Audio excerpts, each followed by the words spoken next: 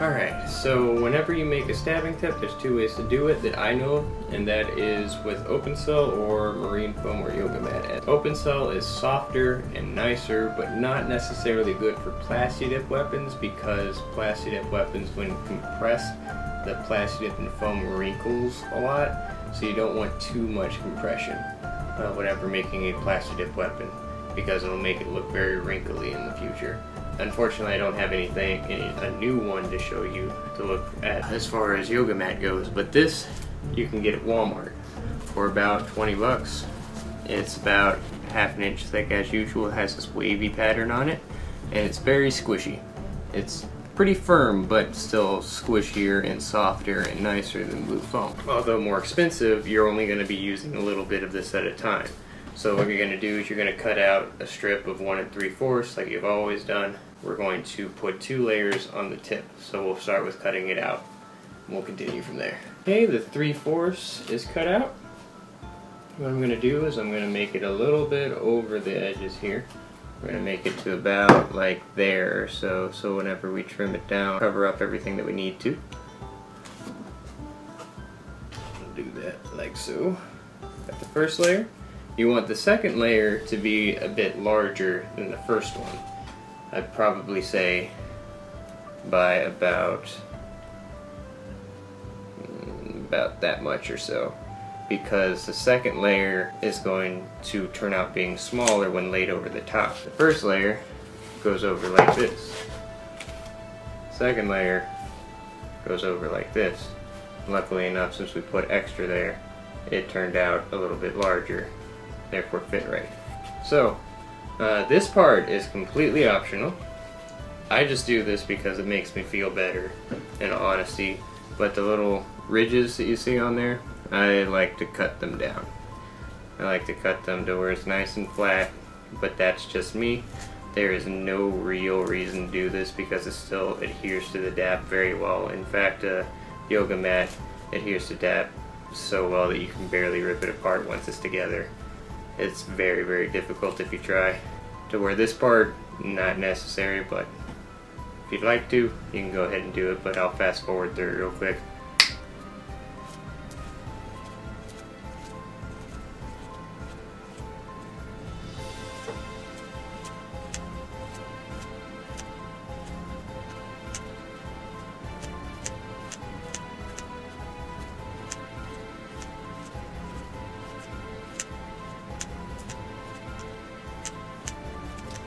Alright, now that I've cut them down, I'm going to dap the 2 layers on there. Once again, whenever you dap 2 layers on something, you want to dap the first strip that you have on both sides, and dap whatever you're dapping it to, such as the tip of the blade, and then as well dap the final layer with only one side dapped.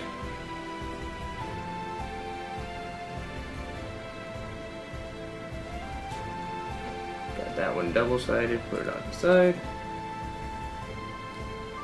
And since I cut these edges off, or the ridges off here, that means that it's going to also soak up the foam because it's bubbly. You're going to be liberal with the DAP once again.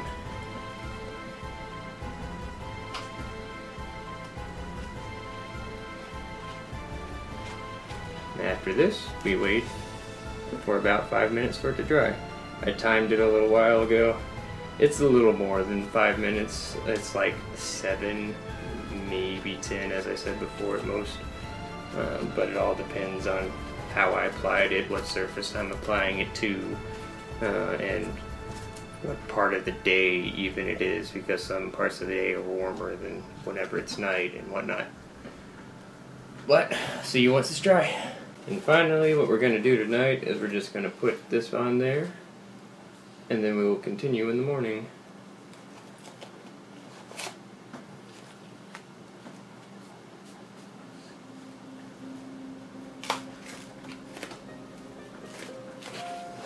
It'll end up looking like this.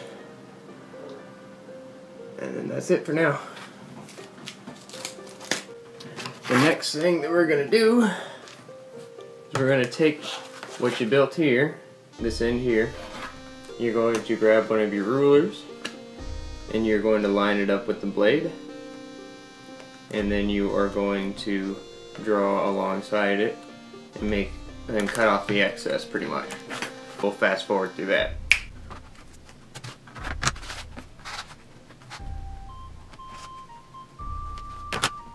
Alright, as you can see, I've marked it out, but this is one of the few times that I use a razor in order to cut off the excess. This just gets a straighter line, and it's only a small line, so I'm not so paranoid as to screwing it up. So we'll fast forward through that as well.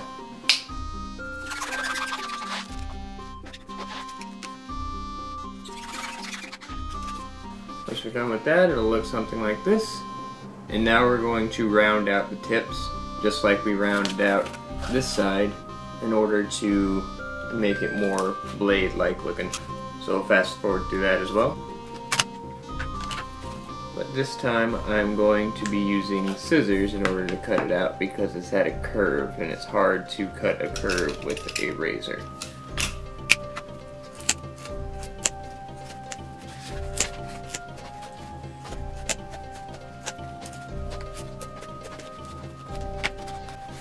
Okay, whenever you have it all cut out, it's going to look something like that.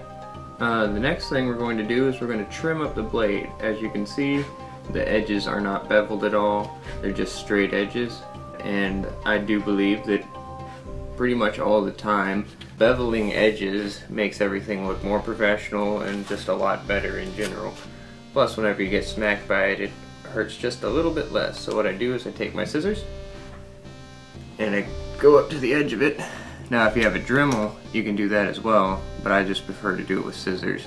And you just trim off the tiniest sliver of excess blue foam on the side. And as you can see, it turns that edge into this here, as compared to this edge. And you're just going to do that all along each side of the blade. We're going to fast forward through that as well.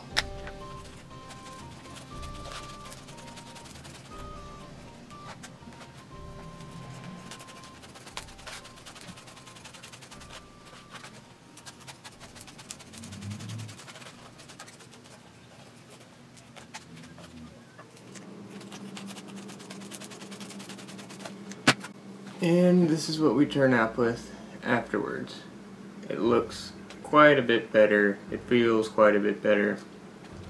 Everything's a little bit better whenever you bevel the edges.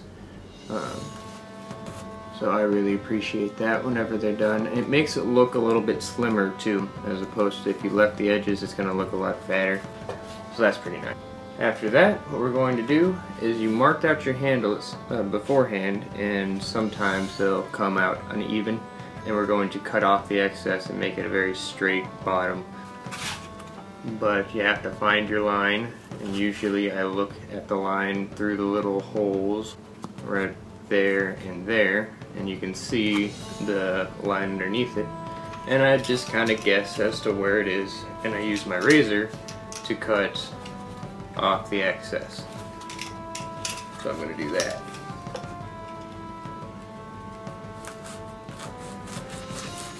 And just try and make it as straight as possible.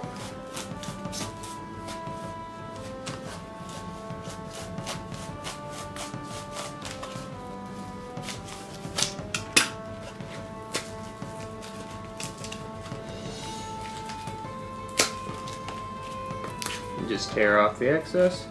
And now it looks more like this, which is a hell of a lot nicer.